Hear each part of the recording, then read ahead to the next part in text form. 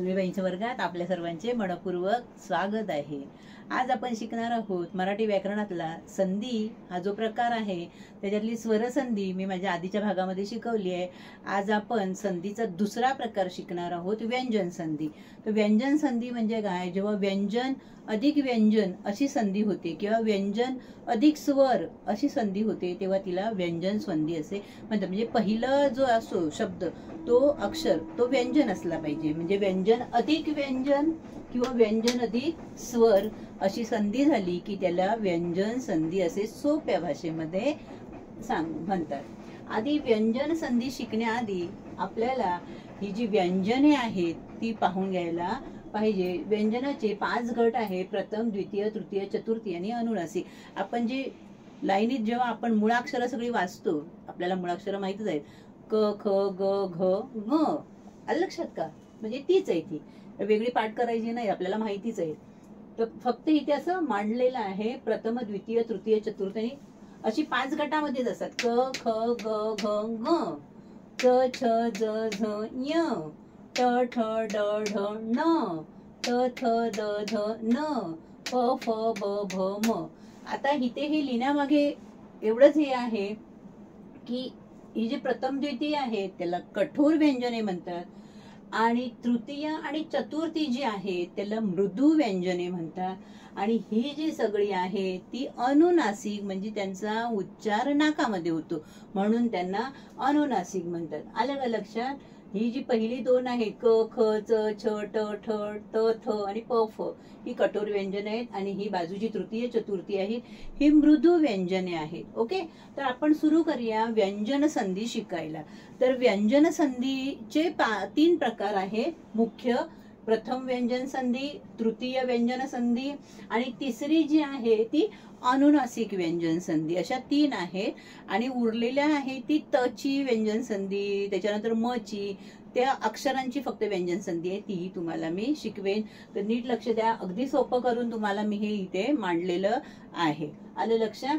आता पहिले पाहूया आपण व्यंजन संधीचा पहिला प्रकार, त्याचं नावच आहे प्रथम व्यंजन संधी। आता ह्याला प्रथम व्यंजन संधी असे का म्हणतात? तर पहिल्या 5 वर्गांपैकी, 5 वर्ग म्हणजे हा 1 2 3 4 5 म्हणून हे मांडलेलं आहे। तर पहिल्या 5 वर्गापैकी कोणत्याही व्यंजनापुढे दुसरे कोणतेही कठोर व्यंजन आले, कठोर म्हणजे ही 2 ह्या गटातली कठोर व्यंजन आले तर पहिल्या व्यंजनाच्या जागी त्याच वर्गातील पहिले कठोर व्यंजन मिळून संधी बनते। इथे तुम्हाला मी नियम पण दिलेला आहे लाल अक्षरामध्ये लिहून, म्हणजे मृदू किंवा कठोर दोघांपैकी कोणतंही व्यंजन आलंय, मृदू आलंय किंवा कठोर आलंय, पण पुढचं जे व्यंजन आहे ते कठोरच आहे, तर त्या जोडीतलं पहिलं अक्षर हे तिकडे मिळून संधी बनते। उदाहरणार्थ इथे एक उदाहरण दिलेलं आहे, विपद अधिक काल।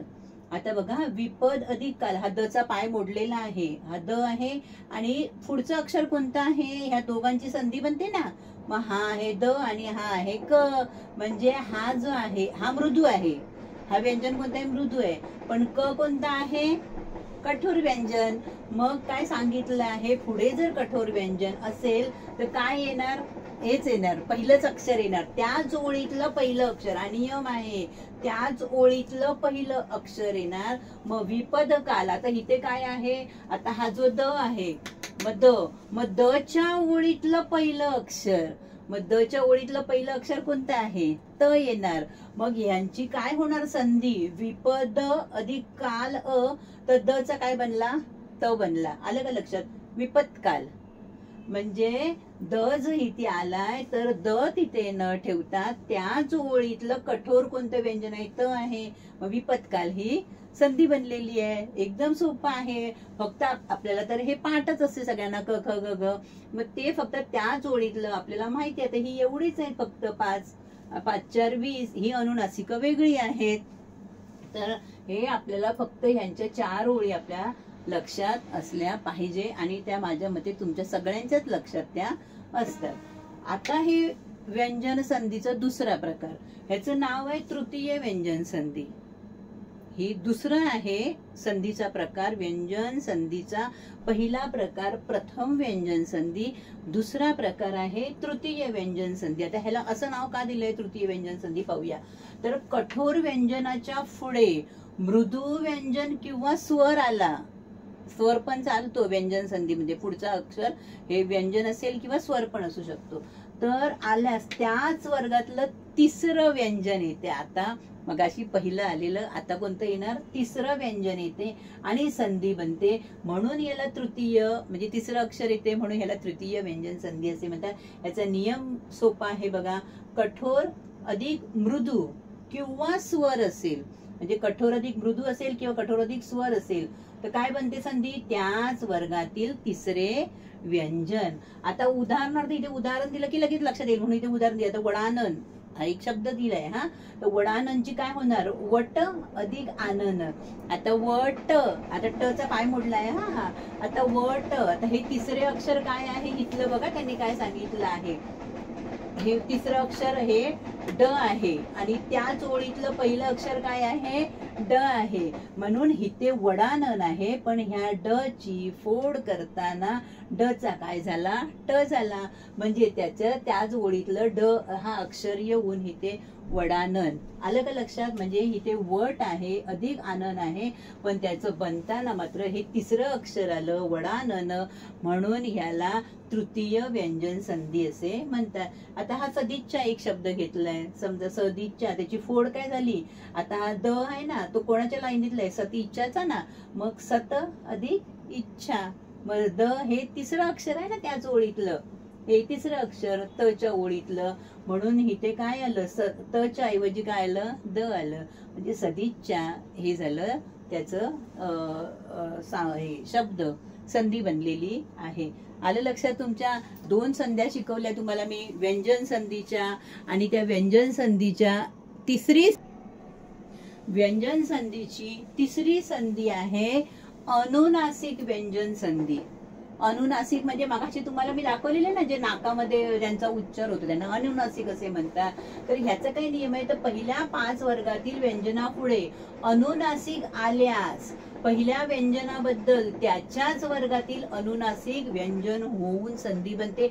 उदाहरणार्थ बघा, आधी नियम बघा, कठोर किंवा मृदू दोघांपैकी कोणतंही व्यंजन आहे आणि त्याच्या पुढे अनुनासिक आलंय तर त्याच ओळीतील अनुनासिक अक्षर तिथे होऊन संधी बनते. आलं लक्षात. आता उदाहरणार्थ हा शब्द आहे वांगनिश्चय, हा आहे, मग आता ह्याची काय फोड केली आपण, ह्याचं हा ग नाकामध्ये आपण ह्याचा उच्चार करतो वांगनिश्चय, नाकामध्ये याचा क नाकात उच्चार होतो याचा ना, मग त्याच ओळीतलं कोणतं आहे पहिलं अक्षर, क, म्हणून इथे काय आलं वांग अधिक निश्चय अशी त्याची आपण काय केलेली आहे, फोड केली, आणि ही संधी काय झाली त्याची वांग निश्चय अनुनासिक होऊन. आलं लक्षात. कठोर किंवा मृदू अधिक अनुनासिक, त्याच ओळीतलं अनुनासिक, त्याच ओळीतलं म्हणजे क च्या ओळीतलं अनुनासिक अक्षर इथे आलेलं आहे आणि संधी बनलेली आहे. आता हे बघा षण्मास. आता हा षण्मास, हा न जो आहे तो न कोणत्या ओळीतला आहे, ट च्या ओळीतला आहे, मग षण्मासची संधी काय झाली, ट षट अधिक मास. आहे ना सोपं एकदम. आता पुढचा ह्या आहे त ची व्यंजन संधी आणि शेवटची आहे ती म ची व्यंजन संधी. खरे 3च नियम आहेत. पहिले जर तुम्हाला सांगितलं तो पहिला प्रथम व्यंजन संधी, नंतर तृतीय व्यंजन संधी आणि तिसरी अनुनासिक व्यंजन संधी. परंतु त ची एक वेगळी व्यंजन संधी काय आहे, तर छ किंवा छ अक्षर पहिल्या शब्दाला आहे, च किंवा च, आणि पुढचं अक्षर आहे त, तर त्या दोघांची मिळून संधी काय बनते, च बनते. काय बनते, च. उदाहरणार्थ इथे सच्चरित्र म्हणजे सत, ह्याची फोड काय होणार, सत, सत त्याचा पाय मोडलाय अधिक चरित्र अशी यांची फोड झाली.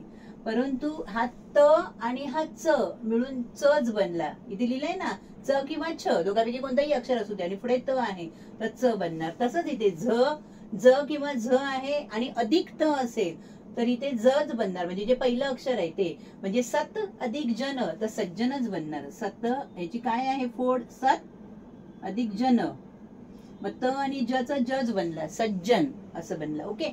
आता ट किंवा ठ अधिक त आहे तर बनणार ट म्हणजे सट्टिका, पण इथे काय आहे ह्यांचं फोड काय होणार, सत अधिक टीका, सट्टिका. लक्षात तसंच हे आहे.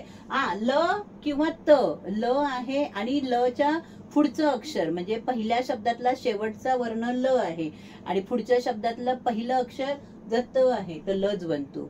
म्हणजे त चं रूपांतर कशामध्ये होतं, ल मध्ये. आणि शब्द काय बनला, उल्लंघन. याची फोड काय करणार तुम्ही, उत अधिक लंघन, उत तचा पाय मोडायचं, अधिक लंघन. आणि संधी काय बनली, उल्लंघन, म्हणजे तचा बनला ल. आता हा श म्हणजे श जर आला तर श बद्दल च बनतो, श च काय बनतो, च. म्हणजे त्या सच्छिष्य म्हणजे इथे काय आहे, हा श आहे, सत शिष्य, हा शी आहे ना, तर शीचा काय झाला, हा त्यांनी सांगितलंय च झालाय. आणि सच्चिष्य असा हा शब्द च बद्दल श येऊन सच्चिष्य असा शब्द छी झाला आहे. छी म्हणजे तिथे श आहे, सत शिष्य, त्याचं सच्च शिष्य, सच्चिष्य शब्द बनलेला आहे. पुढचा आहे शेवटची मची संधी पाहूया. म पुढे जर स्वर आला अ आई कोणताही, तर तो स्वर मागील म मध्ये मिसळतो आणि तेच अक्षर बनते. आणि जर व्यंजन आला, स्वर नाही तर जर व्यंजन आला तर मात्र त्या अक्षरावर अनुस्वार म्हणजे वरती टिंब येतो. आलं लक्षात. उदाहरणार्थ बघा, समाचार. आता समाचार म्हणजे काय आलेलं, इथे स्वर आलेला आहे म्हणजे सम अधिक आचार, सम अधिक आचार. मग तो हा आज आहे तर ह्याच्यामध्ये मिसळला आणि मा बनला समाचार. तसं सम अधिक आप्त, आलं लक्षात, म्हणजे आ ह्याच्यामध्ये मिसळला समाप्त. संताप, आता इथे अनुस्वार आहे म्हणजे सम अधिक टाप आहे, सम अधिक टाप. मग हा व्यंजनच आलाय ना पुढे, मग पुढे व्यंजन आल्यावर काय होतं, त्या पुढच्या अक्षरावर अनुस्वार येतो. त्याच्यानंतर सम अधिक चय, सम अधिक हे चय आहे, मग हा च काय आलेला आहे, व्यंजन आलेला आहे. तर मग व्यंजन आल्यामुळे पुढच्या अक्षरावर काय येणार, अनुस्वार येणार. मग संचय हा शब्द तयार झालेला आहे. तर ही आज आपण बघितली अगदी साध्या सोप्या सरळ भाषेमध्ये व्यंजन संधी.